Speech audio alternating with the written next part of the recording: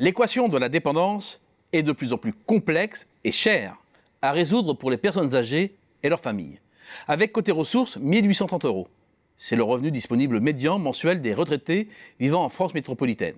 Et côté dépenses, 2 200 € environ. C'est la participation financière moyenne restant à la charge des résidents en EHPAD, quel que soit le statut de ce dernier. La conclusion s'impose d'elle-même.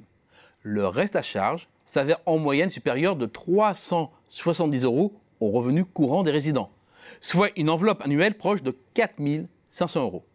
Et les seules options, ou presque, pour la financer deviennent alors la mobilisation du patrimoine et de l'épargne ou le financement par la famille.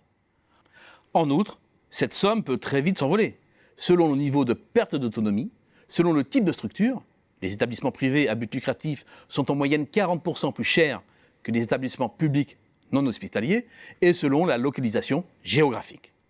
Un mois d'hébergement en EHPAD pour une personne en perte d'autonomie sévère, après prise en compte des aides, varie de 1 600 € dans la Meuse à plus de 3 100 € à Paris et dans les Hauts-de-Seine, soit du simple au double ou presque. L'intégration dans l'équation de la durée de séjour dans un établissement, 3 ans en moyenne, permet de mieux mesurer l'impact sur les finances du résident et de son entourage de la prise en charge de la perte d'autonomie. En moyenne, le reste à charge s'élève à 79 200 €. En face, les revenus sont légèrement inférieurs à 66 000. Reste donc à financer un peu plus de 13 300 €. Le même calcul pour Paris et les Hauts-de-Seine, avec la prise en compte de revenus de retraités 30% supérieurs à la moyenne nationale, fait passer la facture à plus de 27 000 €. Un sondage réalisé par l'adresse montre comment l'équation financière se résout. 19% des résidents disposent de revenus personnels suffisants pour faire face à ce besoin de financement. Et 11% bénéficient d'allocations suffisantes pour couvrir leurs frais. 30% des hébergés sont donc abrités sans avoir dû mobiliser des ressources extraordinaires. À l'inverse, une petite moitié des personnes âgées en maison de retraite ont dû trouver l'argent ailleurs que dans leurs revenus ou la solidarité nationale. Ainsi, 27% ont puisé dans leur épargne, 11% ont demandé une aide financière à l'entourage, 5% ont été contraints de vendre leur logement ou une autre partie de leur patrimoine. Bien entendu, le placement dans un établissement spécialisé n'est pas une obligation. Et pour un niveau de dépendance élevé, c'est bien souvent l'unique solution, le maintien à domicile étant encore plus onéreux.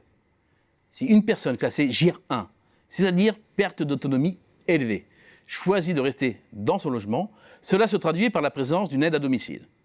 Pour rémunérer une personne pendant 16 heures par jour au SMIC, il faut compter environ 4 750 € par mois. En fonction de ses revenus mensuels, la personne âgée devra financer entre 2 522 € et 4 070 €, selon une estimation de la Fédération nationale de la mutualité française, auquel s'ajoutent les frais quotidiens et l'aménagement du logement. Le problème de la dépendance va de surcroît se massifier.